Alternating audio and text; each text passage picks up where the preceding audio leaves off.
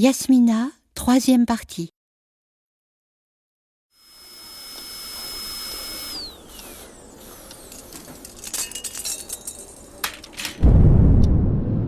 Bernard terminait la consultation lorsque retentit le bruit sourd de l'explosion, amorti par les murs de béton.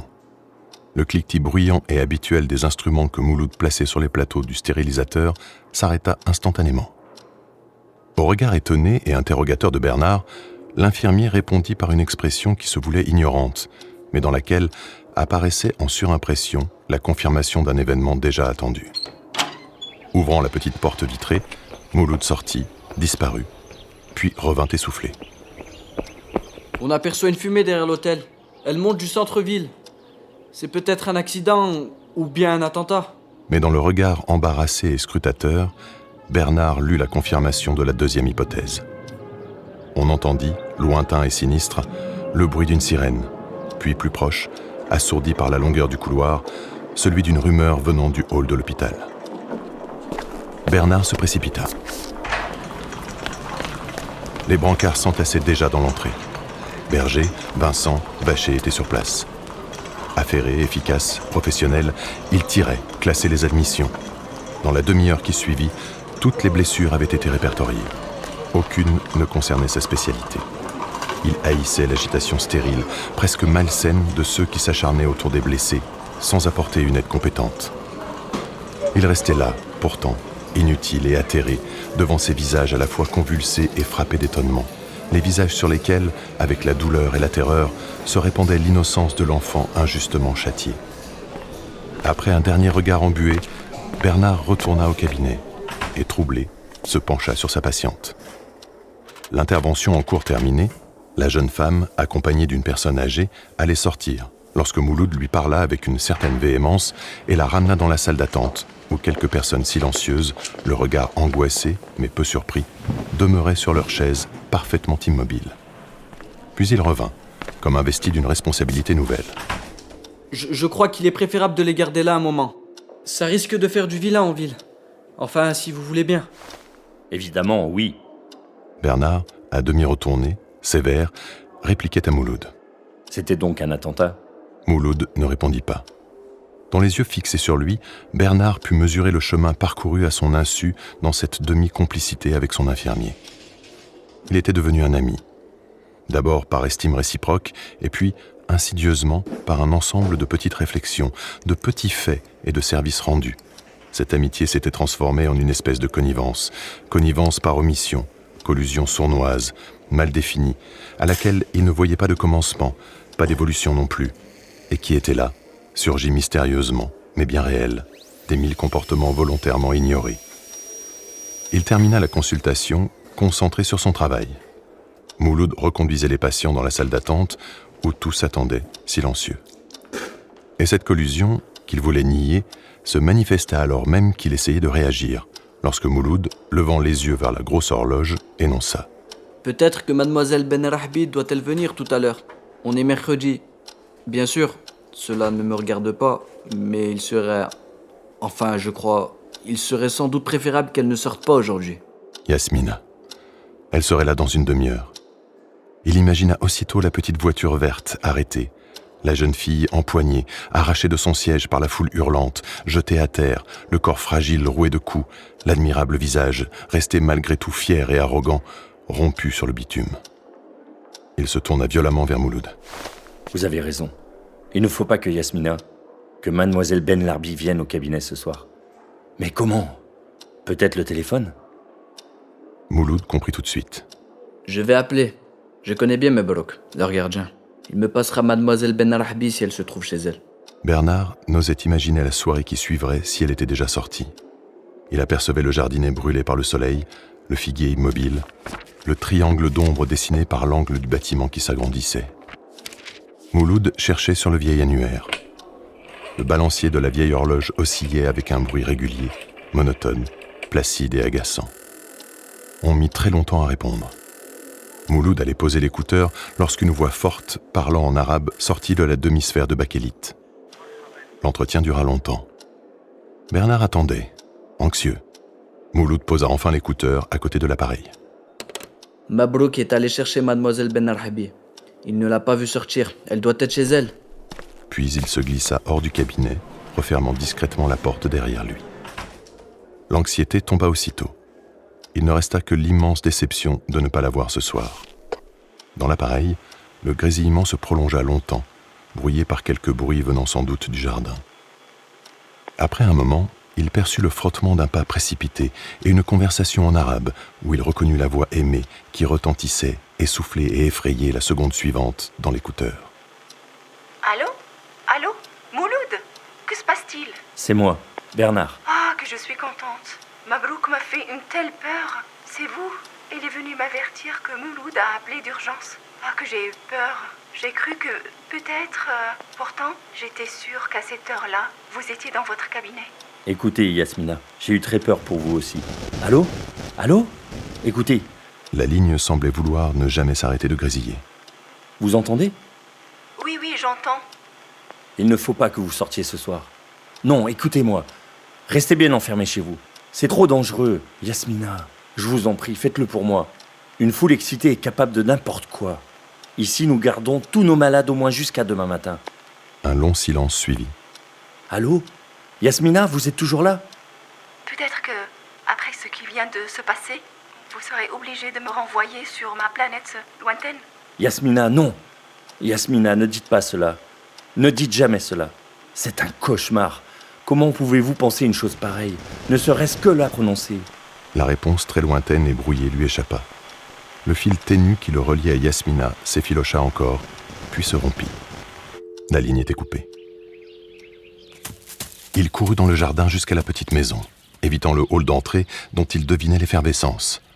L'entrée du couloir, ouverture noire et béante dans le contre-jour, l'absorba. Il se précipita vers sa chambre, où il décrocha pantalon et chemise réglementaire avec épaulettes, galons, caducés. Il ne les portait jamais. Il ressortit, le képi qu'il avait déniché au fond de l'armoire à la main. Il croisa Paul-Celle dans le couloir. T'as entendu? T'as su? Bréchou nous veut tous dans son bureau tout de suite. Un briefing, tout ce qu'il y a de plus important. Il l'a bien précisé. Puis, il le regarda effaré. Mais qu'est-ce que tu fais dans cette tenue? C'était l'empêchement que Bernard redoutait. Ne pas la rejoindre maintenant, sans même pouvoir la prévenir. Il la perdrait. Sois sympa, tu ne m'as pas vu. Il faut que je sorte absolument. Maintenant. Oui, maintenant. Toi, tu vas faire une connerie. Bernard le regarda, prenant conscience un instant de sa position difficile sur l'arête aiguë du destin. Il eut le pressentiment qu'il ne pourrait s'y maintenir longtemps. Tu as raison. Tu as raison, certainement, mais je ne peux pas faire autrement. Bernard se précipita sur une des jeeps toujours stationnés dans la cour. Il sortait enfin, filé à toute allure sur l'avenue déserte. Il passa un barrage installé à la hâte, sans encombre, le képi sur la tête, répondant au salut du sergent qu'il connaissait de vue, et arriva aux alentours de la vaste propriété où il avait erré, timide et désespéré, quelques mois auparavant. Yasmina l'attendait. La silhouette incurvée et bleutée sous la tache noire de la chevelure se détachait dans l'encadrement du portillon, du vert amande très clair d'un buisson. Comme dans un rêve, elle se détacha du tableau impressionniste et s'avança vers lui. Il sauta enfin de la voiture qu'il abandonna devant la propriété où elle demeurait, immobile comme une signature. La jeune fille lui prit la main, mit un doigt sur ses lèvres, se pencha en lui effleurant l'oreille. Viens, suis-moi. J'ai une cachette dans le jardin. Se glissant entre le mur de clôture et une rangée d'arbustes, elle marcha devant lui à grandes enjambées, souple, silencieuse. Bientôt, elle le précédait dans la cabane en forme de marabout. L'odeur subtile de menthe desséchée, mêlée à celle de la moisissure, s'échappait du dallage de faïence. Dans la pénombre, Yasmina se tourna vers lui, mystérieuse et secrète, telle une prêtresse antique célébrant un rite sacré, et posa ses lèvres brûlantes, sensuelles, fermes et malhabiles sur les siennes. Bernard garda le silence, un silence religieux, un silence consacré. La jeune fille attendait sans un mot.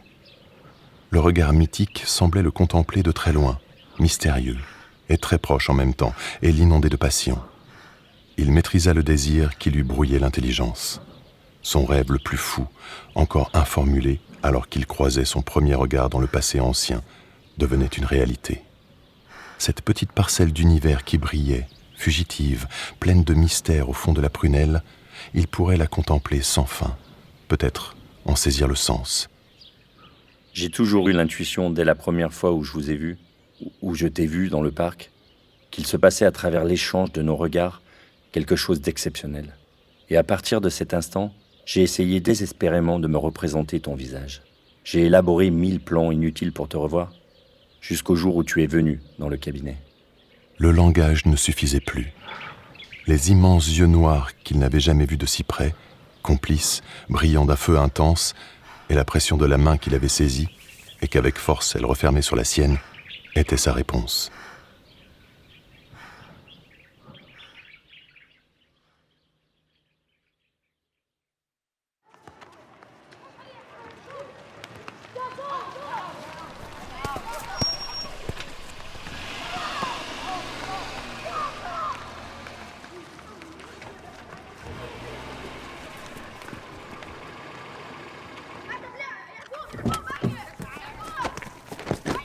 Mokrani, le gardien de but, se retourna, intrigué par la voiture arrêtée en bordure du terrain vague.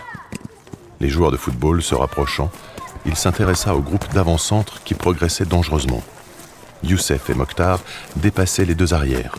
Le ballon arriva comme un obus, au ras de terre. Mokrani plongea, le bloquant de justesse.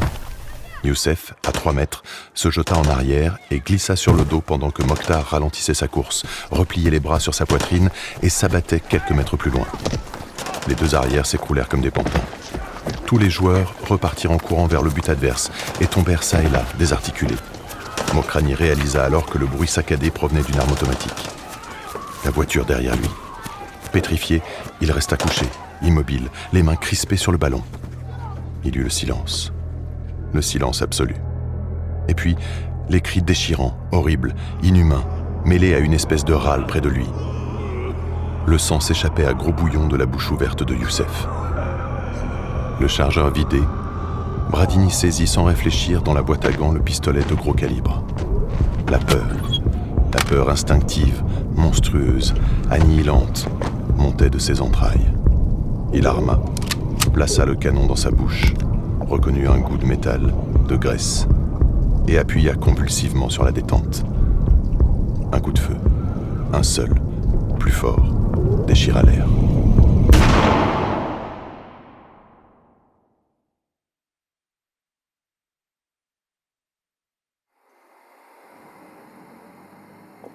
Prébet était à son bureau, d'où il dominait l'entrepôt, lorsque Remouria, son contremaître, poussa la porte et, sans s'excuser, se laissa tomber sur un fauteuil. Ça y est. Bon Dieu, ça y est. On y est. Le petit Zrigui. Ouais, le petit Zrigui est mort. Il l'a tué. Oui, le petit Zrigui. Mohamed. Le petit Mohamed. Quoi ?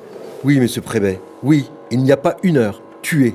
Descendu par une rafale de pistolets mitrailleurs au stade. Enfin, au terrain vague. Il joue au football. Mohamed. Le petit Mohamed. La tête intelligente, éveillée, un gamin bien élevé, sympathique, qui venait quelquefois au chantier chercher son père. Et son père, Zrigui, le chef d'équipe, sérieux, efficace, sachant mener ses hommes, plutôt pour les Européens d'ailleurs. Mais comment ? Que s'est-il passé ? Une rafle ? Un accident ? Non, non, rien de tout ça. C'est monsieur Bradini, le vieux retraité. Il est devenu complètement fou. L'attentat, la mort de sa femme, un comble. Toujours à gaver de bonbons les petits arabes. Il a volé une arme, s'est arrêté devant le stade, a arrosé les joueurs et s'est tiré une balle dans la tête. C'est dingue, monsieur Prébet. Ça sent mauvais, comme dans le Nord. La grande carcasse athlétique était décomposée, tassée au fond du fauteuil. Prébet contourna le bureau et se planta devant lui, massif, rassurant. C'est un coup dur, Remouria. Un coup très dur. Zrigui. Un type bien. Le petit Mohamed, un brave gosse. Mais il faut réagir. Ce pauvre Bradini, un fou. Mais je le comprends un peu. Je me demande ce que je ferais si Marie, Annie, Jacques... Allez, Remouria. Il faut agir, faire face. Les salauds en face, ils n'attendent que ça, qu'on déguerpisse. Mais il ne faut pas rentrer dans leur jeu. Surtout pas. Attentat contre attentat, c'est ce qui s'est passé dans le Nord. Un ronronnement sonore s'éleva dans le fond du hangar. Un bulldozer démarrait. Une odeur de mazout à la fois âcre et fade envahit le bureau. Prébet huma l'air avec délice. C'était un symbole. L'affaire. Les affaires continuaient. Allez, Rémoria, on y va. Ce sont des types comme vous qui ont fait ce pays. Comme mon père, le vôtre, comme moi. Cette espèce de guerre est dégueulasse, c'est vrai. Mais le pays, ce pays, c'est nous, Rémoria. C'est nous. Il ne faut pas l'oublier. À la porte, le contremaître se retourna. Et pour Zrighi? L'ombre de Mohamed se superposa à l'image de ces deux gamins. Son regard se voila. Zrighi? Quelle horreur. Ce mitraillage aveugle. Imbécile. J'irai le voir demain, ou plus tard, après les obsèques. On fera quelque chose. Un geste, ça ne le remplacera pas, mais pour ces gosses, les autres...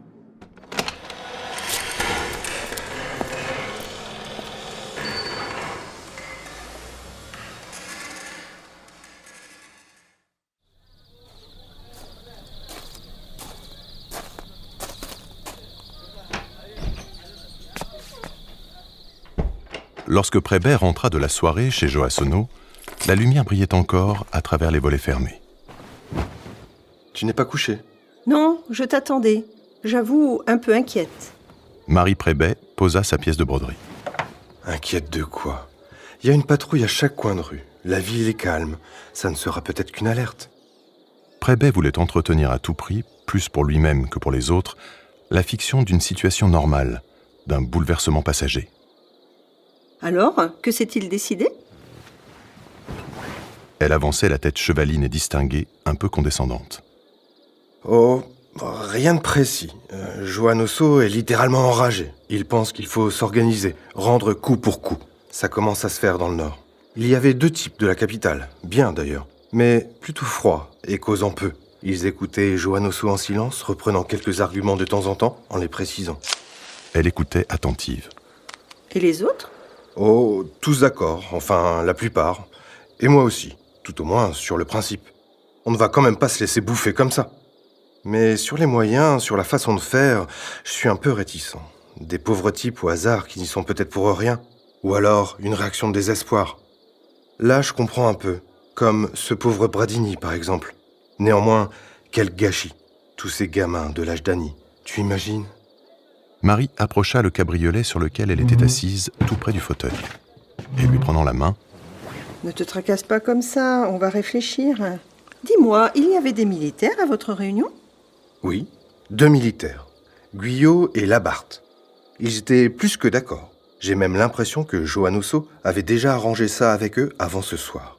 Tu sais, ces deux, ils me mettent mal à l'aise. Surtout Labarthe. Il a quelque chose d'halluciné, de dément dans le regard.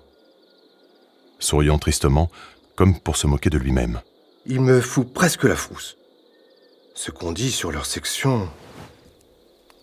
Son regard se posait sur les meubles, les statuettes, les lampadaires, les pendules, le grand salon dont il était secrètement fier, comme de la maison, de l'ensemble de ses biens dans le pays et de sa position dans la société de la ville. Il prenait conscience, lentement, douloureusement, que tout était en train de se jouer à son insu. Des noms lui venaient à l'esprit maintenant, des solutions aussi qu'il aurait pu appliquer. Quand il y réfléchissait, cette histoire avait de quoi rendre fou. Mais enfin, pourquoi? Pourquoi ces morts, ces tortures? Il revoyait le visage sinistre de Labarthe, et comme une justification, les corps déchiquetés du transat, mais aussi la frimousse éveillée et joyeuse du petit Zrighi. Toute cette sauvagerie de part et d'autre, pourquoi? La question posée à haute voix lui avait échappé. Marie l'observait, attendrie, troublée. Je pense qu'effectivement, des contre-attentats aveugles ne peuvent que dresser la masse indigène. Je suis de ton avis et on risque fort d'être perdant. Par contre, l'attentat précis contre le responsable connu finirait par être efficace. Et là, une collaboration avec Guyot pourrait être très utile. Oh, tu sais, il n'a pas besoin de nous. Mais si, au contraire, pour les grosses têtes surtout. On commence à chuchoter en ville. Il y a certainement quelques grandes familles là-dessous, ou certains de leurs membres. Et ça, Guyot ne s'en doute même pas. C'est un milieu qu'il n'approche pas. La porte du salon s'ouvrit doucement. Prébet se retourna contrarié. Annie, la chevelure en désordre, les yeux ensommeillés, pénétra d'un pas encore hésitant, étonné, dans la grande pièce presque froide maintenant, à l'approche du petit matin. Qu'est-ce que vous faites? Il y a encore eu quelque chose? Un attentat? Mais non, rien. J'arrive d'une réunion, j'en parlais un peu avec ta mère, c'est tout. Remonte te coucher, tu vas prendre froid. Annie regardait, interrogative. Son père qu'elle adorait lui cachait toujours tout, s'ingéniant à la maintenir dans une bulle douillette, opaque et rassurante. J'y pense, je voudrais qu'Annie te dise quelque chose. Quoi, Annie? Et se retournant violent. Ah, tu ne vas pas mêler cet enfant à tout ça? Enveloppée jusqu'aux pieds dans un grand peignoir, bien réveillée maintenant, Annie se laissa tomber dans un gros fauteuil, les jambes repliées sous elle. Sa mère, sans tenir compte de la remarque, se tourna vers elle. Tu te souviens, Annie, de cette histoire que tu m'as racontée l'autre jour? Quelle histoire? Cette histoire dans le magasin d'Abdelaziz. Oh, c'était une impression, rien de plus. J'étais avec Lulu qui voulait une paire de bas. Lorsqu'on est rentré, il n'y avait personne dans la grande pièce. Toujours folle, Lulu m'a chuchoté. « Ne fais pas de bruit, il paraît qu'il y a des trucs terribles dans l'arrière-boutique. » Tu sais comment est Lulu. Alors, on s'avance sans bruit. Elle pousse la porte. Et là, stupeur, on tombe sur le gros Abdelaziz, effaré, et la petite Ben Larbi, Yasmina. On leur tombe dessus au moment où, ça je l'ai vu, Yasmina s'emparait sur le comptoir d'une grosse enveloppe jaune qui avait l'air bien remplie. Alors, Yasmina, surprise, contrariée, mais se reprenant très vite, a dit bien fort. « Merci monsieur, Abdelaziz, merci pour mon père !» Comme d'une chose toute naturelle, mais que l'air atterré et affolé de ce pauvre Abdelaziz démentait complètement. Et se tournant vers nous, l'air innocent, elle est sortie. Marie Prébet se tourna vers son mari. Alors, qu'est-ce que tu en penses? Prébet resta évasif. Cette gosse, il l'aimait bien, avec ses grands yeux tristes. Enfant, elle venait souvent à la maison. Jusqu'au jour où Jacques... Il en rougissait encore. Elle avait disparu aussi de chez les Rigas, les Guérini. Peut-être les réflexions désobligeantes de ses camarades. Son frère Nourdine, toujours inquiet, mal à l'aise, avait disparu aussi.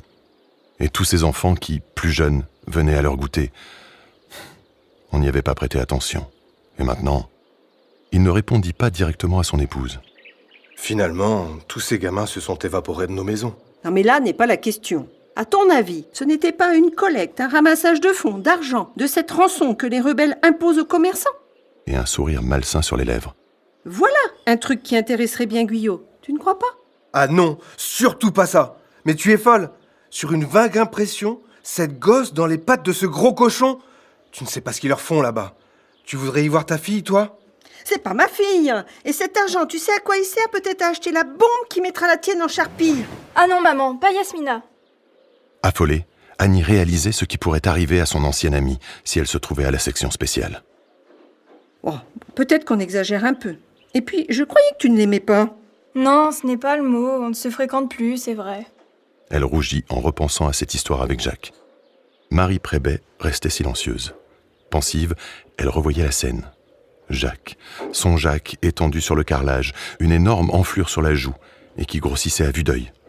Tout ça pour cette moresque. Une expression sinistre, cruelle, remontée du fond des temps, passa sur le visage et s'effaça aussitôt. Ton père a raison, ce n'était peut-être qu'un versement lié à un commerce entre les Ben Larbi et ce boutiquier. Une odeur de café chaud et de pain grillé venait de la cuisine proche. Prébet se leva, étira ses grands bras en tous sens et ouvrit la porte-fenêtre. La pelouse, les arbustes, le bassin, plus loin, les portiques, les colonnes, gardaient encore et pour un moment leur beauté, celle que donne aux constructions banales l'irréalité éphémère des lignes floues, noyées dans la pénombre.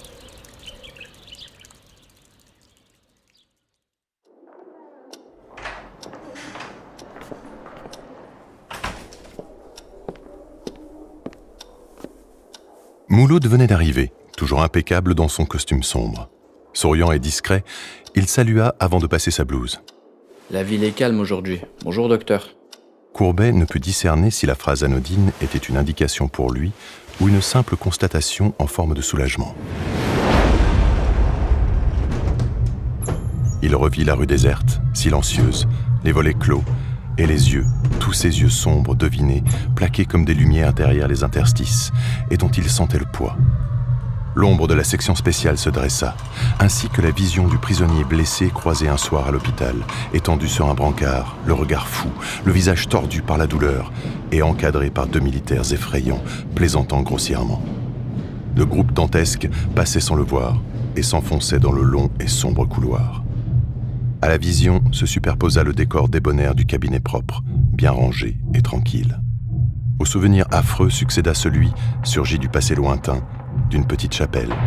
Dans une odeur de bois, de cire, d'encens, dans la demi-obscurité traversée par les faisceaux rouges et bleus naissant au cœur du vitrail, dans un silence total où le moindre pas, le moindre pupitre refermé déclenchait un bruit de tonnerre, roulant de voûte en voûte, se détachait la figure de l'aumônier.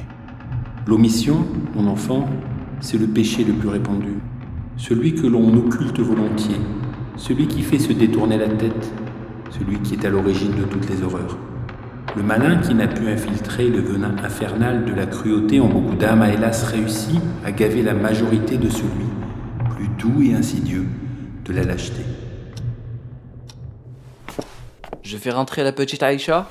La voix posée et professionnelle de Mouloud l'arracha à cette douloureuse réflexion.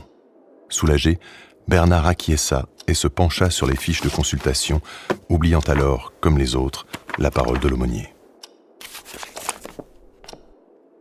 En fin d'après-midi, il installa en un rituel sacré et presque superstitieux la chaise consacrée dans le jardinet, comme si, en préparant le décor, il incitait une divinité attendrie à ce que rien ne s'oppose à la venue de Yasmina. Il était seul, assis sous le figuier, et 2 heures venaient de s'écouler.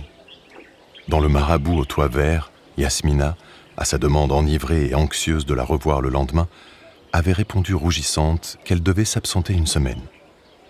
Pour mon père malade, non, ne pose pas de questions. Plus tard. Mais je rentre mercredi prochain.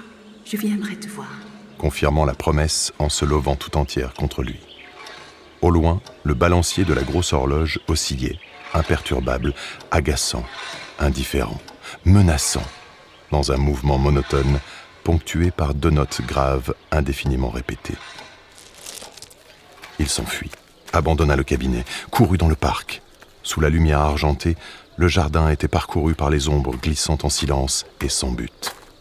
Il se laissa tomber sur une murette, l'œil vague, utilisant toutes ses forces à contenir la peur irraisonnée, à maintenir l'imagination folle qui élaborait, sarabande infernale, 1000 raisons tragiques à l'absence de Yasmina. Dans le lointain, soudaine et fugitive, encadrée par 2 formes massives et noires, une silhouette délicate effleurant le sable d'une allée passa très vite et disparut. Il se jeta sur le sentier, courut. Le trio fantasmagorique s'était évanoui. Bernard sortit de l'hôpital. L'avenue était déserte. De loin en loin, un cercle de lumière jaunâtre tombant des réverbères restait tapi sur le bitume, luttant pour ne pas se dissoudre dans la pâle clarté. Très loin de l'entrée, une voiture était garée, une petite automobile verte sous sa couche de poussière. C'était la sienne. Yasmina était là. À la sensation de légèreté, Bernard évalua l'énormité du poids qui lui écrasait la poitrine. Elle venait d'arriver. Ils s'étaient croisés. Il pourrait se manquer à nouveau s'il retournait à son cabinet. Il s'avança vers la voiture, s'appuya sur le capot. Il se pencha, toucha par-dessous la calandre, le bas du radiateur. Il était froid. Froid, glacé, de ce froid particulier du métal, de la chose inanimée, de ce froid de marbre des corps sans vie. La voiture était là depuis longtemps. La peur panique, bête sournoise et vigilante, tapie à ses pieds, lui sauta à la gorge. Que s'était-il passé? Il allait attendre là. Yasmina n'était pas passée par le cabinet, n'avait pas téléphoné. Elle se trouvait pourtant à l'hôpital depuis 1 heure ou plus. Ou alors, et la terreur se transforma en une nausée qui l'eut peine à retenir, un enlèvement par les troupes de la section spéciale, ou même quelques militaires ivres, se payant une belle petite indigène pour la nuit. C'était déjà arrivé dans le Nord. Du moins, on le chuchotait. Cette gamine, seule, imprudente, dans cette avenue déserte et sinistre, s'étirant à perte de vue sous la lueur blafarde. Il perçut un bruit de moteur encore faible. Une patrouille. Il marcha lentement en direction de la ville. Le gros blindé le dépassa, ralentissant encore à sa hauteur. Bernard continua sur une 20aine de mètres, puis revint en sens inverse. Il passa et repassa ainsi devant la voiture plusieurs fois, s'appliquant surtout à ne pas penser. Alors qu'il était dans la direction de l'hôpital, il l'aperçut. C'était elle. Elle sortait par le portillon. Il s'immobilisa, prenant appui contre le mur. C'était elle, vivante, intacte, libre. Comme des chapes successives enfin soulevées, les hypothèses les plus folles se dissipaient. Elle n'était pas seule. 2 ombres inquiétantes marchaient de part et d'autre d'un pas rapide qui faisait volter les pans de leur burnous. Sa démarche hâtive, la tête baissée, décelait une anomalie. Les yeux un instant levés, plus immenses encore sous le foulard noir insolite qui emprisonnait les cheveux et les épaules, s'éclairèrent tels 2 phares dévoilant des récifs mortels. Ils arrêtèrent l'amorce du mouvement qui le poussait, fou, éperdu, vers elle. Yasmina glissa la main sous le foulard et en passant devant lui, sans le moindre geste, l'inonda d'un regard grave, intense, consterné, empli de passion brûlante. Le trio passa. Bernard se retourna. L'image des 2 fantômes énormes, avançant à grandes enjambées et qui en serraient la forme fragile, trottinant entre eux, le glaça. Un linge blanc, une étoffe légère remuée par la brise du soir, palpitait, tel un oisillon blessé, sur le trottoir. Il se précipita. Son mouchoir. Il trouva un pendentif accroché à une chaîne d'or brisée. La main portée à la gorge. C'était un message, un témoignage silencieux, pathétique, qu'elle lui avait laissé. Les 2 Cerbère et Yasmina s'engouffrèrent dans la voiture qui s'éloigna dans un bruit de pignon aigu et désespéré. Il entendit longtemps le moteur dans l'avenue déserte. Puis ce fut le silence. Un silence total. Un silence minéral.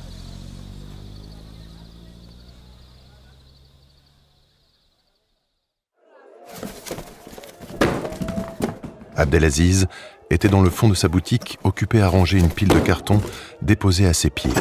Lorsque se retournant, il vit devant lui, à 3 pas, 2 hommes de la section spéciale. Messieurs, que puis-je? Je rangeais quelques nouveautés, je viens de les recevoir. Permettez que je vous les montre. Et précipitamment, il se pencha sur les emballages épars. Les hommes le regardaient avec un sourire étrange et sardonique. Ils jouissaient de leur pouvoir, de la peur et de la terreur qu'ils devinaient au fond de l'œil sombre. Tu nous suis? Non, par là. Désignant une porte qui donnait sur une ruelle perpendiculaire à l'avenue. Le tutoiement le fit blêmir.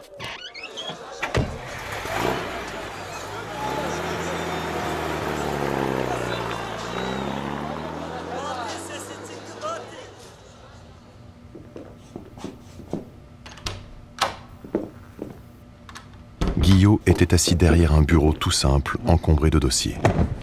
Labarthe, debout, appuyé au mur avec la nonchalance d'un félin et dans le regard une lueur de démence, se trouvait derrière le capitaine. Monsieur Abdelaziz, je vous ai demandé de venir ici, car vous pouvez me rendre un grand service. Mais mon capitaine, bien sûr, je suis à votre disposition, ce serait avec un grand plaisir. Que faudrait-il faire ? Ces 2 idiots l'avaient terrorisé.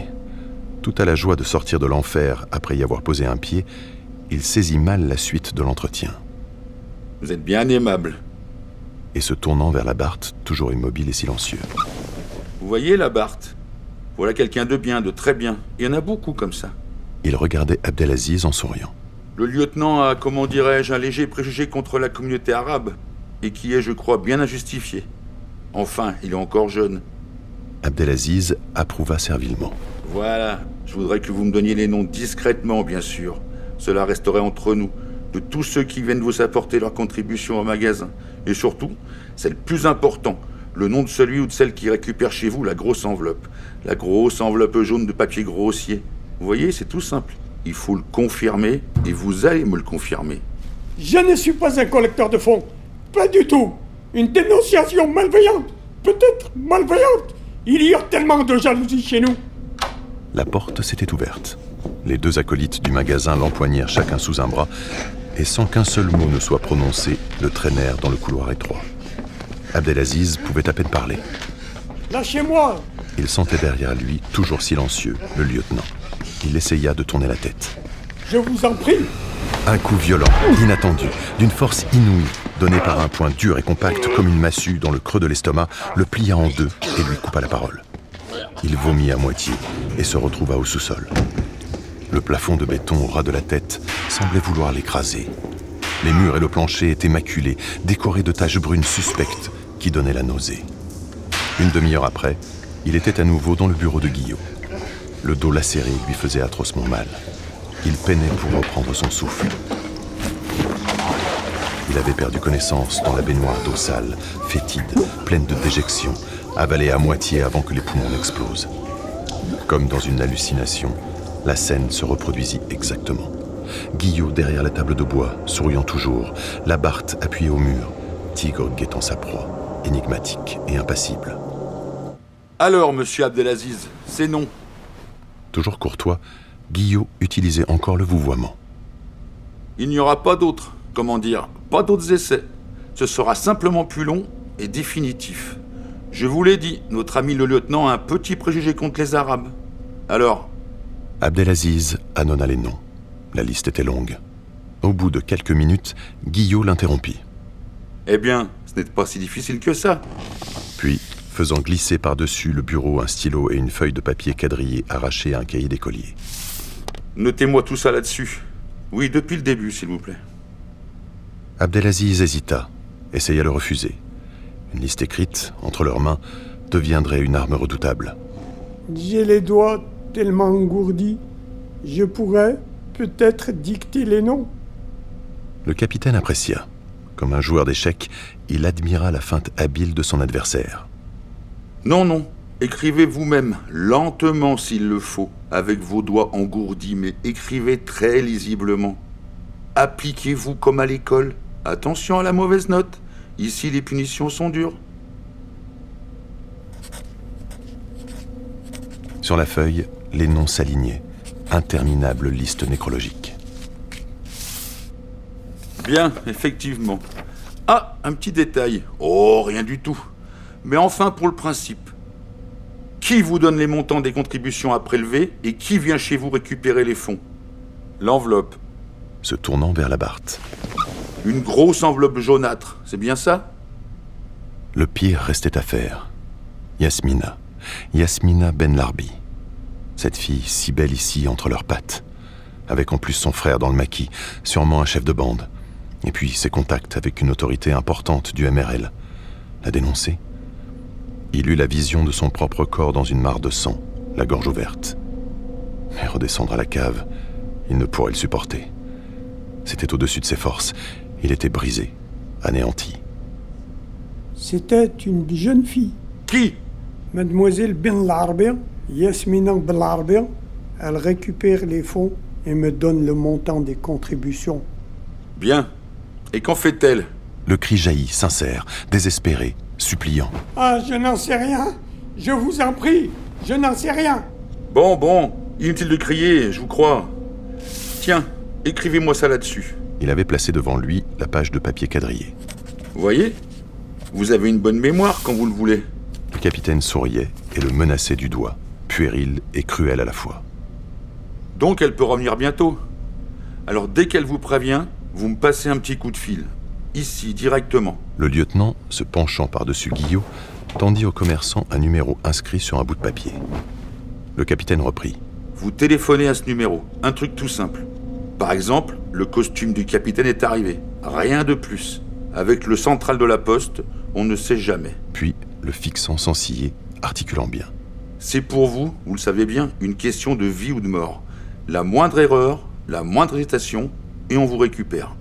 En cas de voyage, vous voyez, la liste passe au MRL. Où que vous alliez, eux ou nous vous retrouverons. Et bien vite. Et nous, en attendant, on se rattraperait sur votre famille.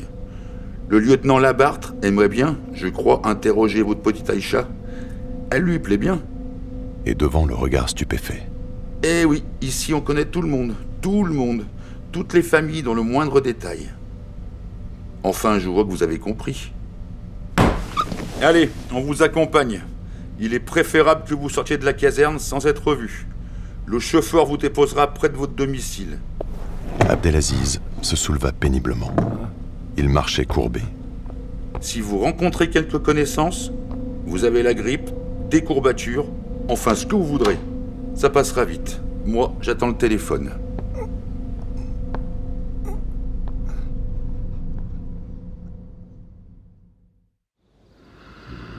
Bernard avait fini par s'endormir tout habillé sur le lit de fer, le mouchoir enserré dans la main.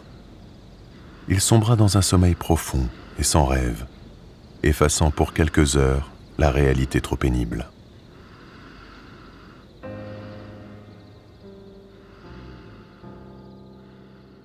Les jours suivants passèrent comme autant de cauchemars, sans la moindre nouvelle de Yasmina. Bernard avait envisagé toutes les raisons de son absence, de ce silence, et toutes les possibilités d'entreprendre quelques démarches, de se livrer à quelque action qui aurait au moins soulagé son esprit malade. Il était retenu par la peur de nuire. Le soir, seul dans la petite cour, il se concentrait sur les quelques secondes de leur dernière rencontre. Yasmina était-elle simplement contrariée ou désespérée? Était-ce un appel au secours ou simplement la prière de ne pas agir?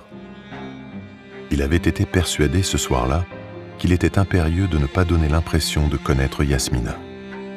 Mais son imagination torturée arrivait à le faire douter de cette interprétation, et il fut plusieurs fois sur le point de saisir le téléphone, ou même d'aller trouver sa mère. Mais pour dire quoi?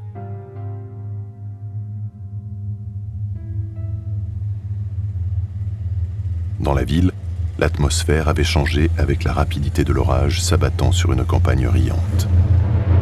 La peur s'était installée, insidieuse, mal définie, s'infiltrant partout tel le sable farineux apporté par le vent du sud. Elle grippait, altérait le jugement et le bon sens. Elle provoquait un malaise et une gêne pénible, insupportable, qui devenaient par une réaction fatale indifférence à la condition des autres, haine libératrice et soif de vengeance. Au Metz, le restaurant était désert. Les tables, les chaises alignées et vides donnaient à la grande salle un air triste de lendemain de fête. Dans les cuisines, on finissait de ranger et de nettoyer. Un petit cuistot était encore là. Il lui fit passer une assiette où il avait entassé pêle-mêle poulet froid et fromage. Bernard alla s'asseoir. Il avalait difficilement bouchée après bouchée, mâchant longuement, le regard dans le vide. Des bribes de conversation lui parvenaient du bar, confuses et enchevêtrées. À travers la mince cloison, il entendit malgré lui, et assez distinctement, une voix forte, excitée, qui relatait l'attaque d'une mechta par les troupes de choc. Tu connais Schutzer et son équipe. Les prisonniers ont vite craché le morceau. Et puis... La voix se faisait plus grasse. Le plus savoureux, les jeunes femmes, les gamines. Ah, quel beau morceau. Je te dis que ça. Les loups étaient lâchés. Il s'enfuit.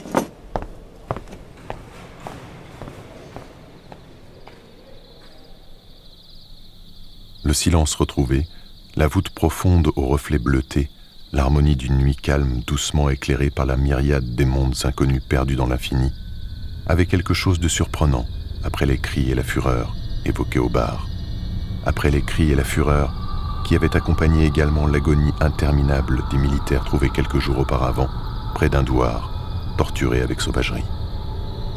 On trouvait dans l'autre camp, et dans la même proportion infernale, des individus poussés par le mal absolu et se livrant aux mêmes pratiques dégradantes. Le contraste saisissant devenait une fois encore l'énigme insoluble de la distorsion entre la beauté d'une nuit étoilée, laissant pressentir la perfection de l'entité qui en est l'auteur, et l'horreur de ces scènes de violence, faisant appréhender la cruauté de celle qui en est à l'origine.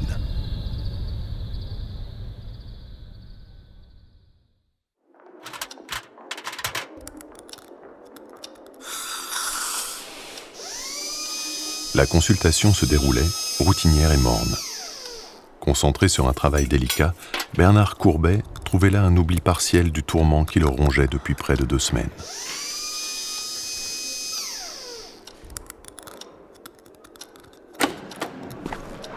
Il y a dans le couloir un bougne, un arabe. Bessassieri avait repris précipitamment. Qui insiste pour vous voir. Pas maintenant. C'est pourquoi? Pour cet après-midi? Pour l'assistance médicale? Demandez-lui. Quelques minutes plus tard, l'infirmier s'approcha du fauteuil. Non, ce n'est pas pour la consultation. C'est à propos d'un malade d'un village de Zerouina, je crois. Zerouina, le village de Yasmina. Il revit en une fraction de seconde Mouloud, ici même, lui annoncer il y a des mois la visite de la petite Farida, qui arrivait de Zerouina, accompagnée de Yasmina. Il se précipita dans le couloir. Docteur Courbet, j'ai une lettre à vous remettre. Il tendit une enveloppe non cachetée. L'écriture de Yasmina. Yasmina. Une lettre de Yasmina. Il était bouleversé. Il avait les yeux fixés sur l'enveloppe qu'il retournait, triturait, caressait sans fin, perdu dans un émerveillement. Il eut la tentation de prendre le bras du notable, de l'entraîner familièrement dans un coin tranquille pour lui parler, savoir, l'interroger. En filigrane, par-dessus l'écriture, le dernier regard de Yasmina dans l'avenue déserte, écrasé entre les deux cerbères, le dissuada. Je vous remercie. Vous arrivez de Zerouina ? Oui, par un convoi militaire. La route est toujours interdite aux civils. Il y a de nombreuses opérations dans le secteur. Avez-vous besoin de quelque chose ? Non, je vous remercie, docteur. Je vais loger pendant quelques jours chez des cousins, en ville, jusqu'à ce que la route soit à nouveau ouverte. Il s'inclina et s'éloigna d'un pas paisible. Bernard repassa dans le cabinet qu'il traversa sans s'arrêter et s'installa devant le mur éblouissant dans la chaleur suffocante qu'il ne sentait pas.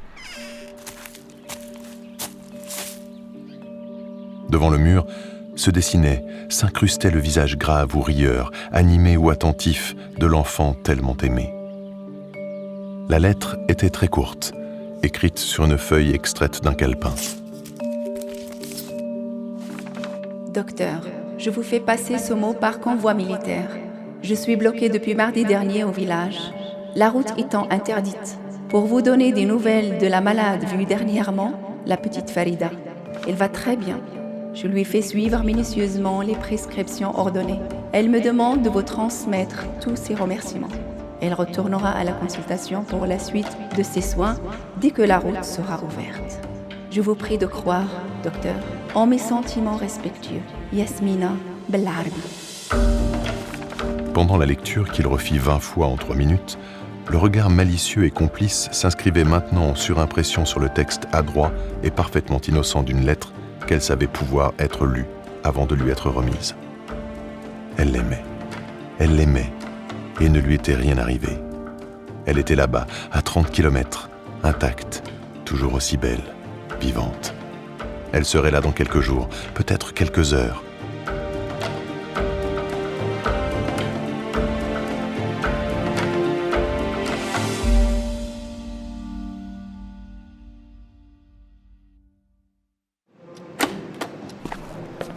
Salut, t'as 1 minute ? Faut que je te parle. Non, pas ici, dehors. Je t'attends. Dépêche. Viens, il y a un coin tranquille par là.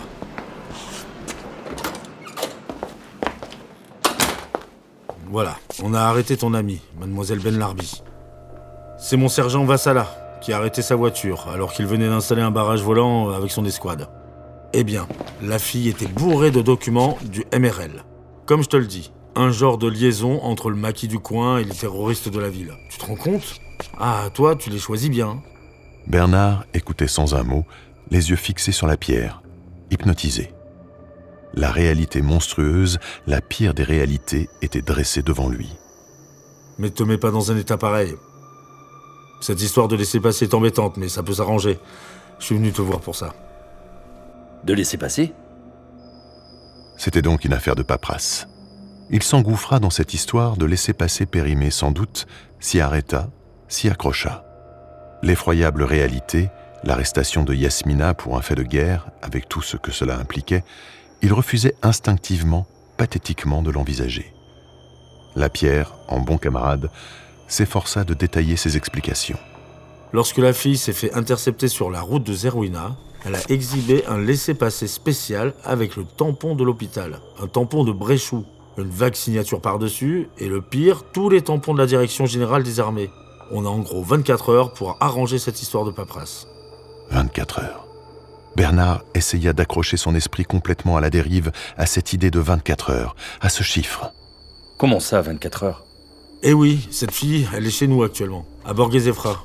Elle sera remise demain aux renseignements généraux. D'ici là, il faut trouver un truc pour expliquer le papier. Je l'ai bien examiné chez Caillé. Une chance, c'est pas toi qui as écrit le nom de Benlarbi. Ce n'est pas la même écriture. La sienne, sûrement. Ne te servant pratiquement jamais du document, tu n'as pas pu en constater la disparition. Ou alors, plus tard. Tu es si négligent pour ce genre de choses. Cela n'étonnera personne. Il regardait Bernard, à la fois sévère et amical. En fait, c'est toi qui les lui as donnés, hein ? il fallait se montrer rusé avec la pierre. C'était un bon militaire de carrière qui voulait bien le tirer d'un mauvais pas, une étourderie à ses yeux, mais deviendrait redoutable s'il se doutait de la folle passion qu'il éprouvait pour Yasmina et de ce qu'elle pourrait engendrer. Il réussit à se montrer détaché. Alors là, tu m'apprends quelque chose d'incroyable. Bon Dieu, mais qu'est-ce que tu peux être naïf. Heureusement que t'es confiné dans ton hôpital. Je te l'avais dit, tu te rappelles, méfie-toi, la liaison avec cette fille va te causer des emmerdes. Oui, c'est vrai. Tu avais raison. Jamais je n'aurais cru. Je vais arranger une histoire de perte pour le papier et dire que je le trouve plus. Il pourra avoir été dérobé au cabinet. Effectivement, sur le bureau. Oui, surtout qu'à la section spéciale, elle aura bien d'autres choses à déclarer avant. Et puis, dans l'état où elle sera, elle racontera bien n'importe quoi. Bon allez, il faut que je file. Amplifiés par le couloir long et étroit, des voix indistinctes provenaient du hall comme d'une autre planète. Au cabinet, il eut de la peine à reconnaître le patient laissé sur le fauteuil et qui bavardait avec Bessassieri. Sans un mot, Bernard s'assit derrière le bureau, perdu dans ses pensées, complètement détaché du lieu où il se trouvait. Une voix qu'il connaissait bien parlait près de lui. Bessassieri répétait pour la 3e fois. Vous êtes malade, mon lieutenant? Je vais chercher quelqu'un? Non, ça va. Ça va aller maintenant. Mais je suis crevé ce matin. Cette chaleur, il faut que je me repose un peu. Écoutez, pour aujourd'hui, on arrête la consultation. On arrête? Mais il y a encore une bonne quinzaine de... Oui, je sais. Eh bien, pour une fois, tant pis. Vous reportez tous les rendez-vous à demain. Allez, arrangez-moi ça au mieux. Pour l'assistance médicale gratuite, vous direz à Mouloud que la consultation n'aura pas lieu aujourd'hui, qu'il renvoie les patients éventuels jusqu'à demain. Mouloud, la silhouette bien droite, fluette dans le costume distingué. Mouloud dressant un écran discret entre l'extérieur hostile et lui-même, en conversation avec la jeune fille dans le petit jardin. Mouloud et son épouse, ses enfants, terrorisés dans leur maison au volet clos, qui respiraient l'épouvante. L'avertir? Bernard était persuadé maintenant que son infirmier civil était lié avec le MRL. L'avertir? Qu'il fuit avec femme et enfants, qu'ils s'enfuient tous de la cité maudite, qu'ils fuient sans se retourner. Mais le moindre grain de sable dans le rouage délicat et fragile de l'évasion. Yasmina échapperait à la section spéciale parce que cela ne pouvait être autrement. Alors Mouloud ne serait pas livré. Il fallait seulement partir sans revoir le visage avenant, plein de noblesse, sans revoir le sourire chaleureux qui fleurissait quand même sur les traits tirés, amers et inquiets. Mouloud apprendrait, comprendrait, et puis plus tard, après. Dans le couloir, il regarda une dernière fois Bessassieri. Je suis content de vous. Vous êtes un bon élément du service de santé. Il ne put se retenir d'ajouter. Vous savez, Bessassieri, ne portez pas de jugement sur les apparences, ni sur ce que l'on pourra vous dire. Et sous l'œil médusé de son infirmier militaire, il s'enfonça dans le corridor étroit pour rejoindre la sortie cintrée en demi-cercle que le soleil faisait flamboyer.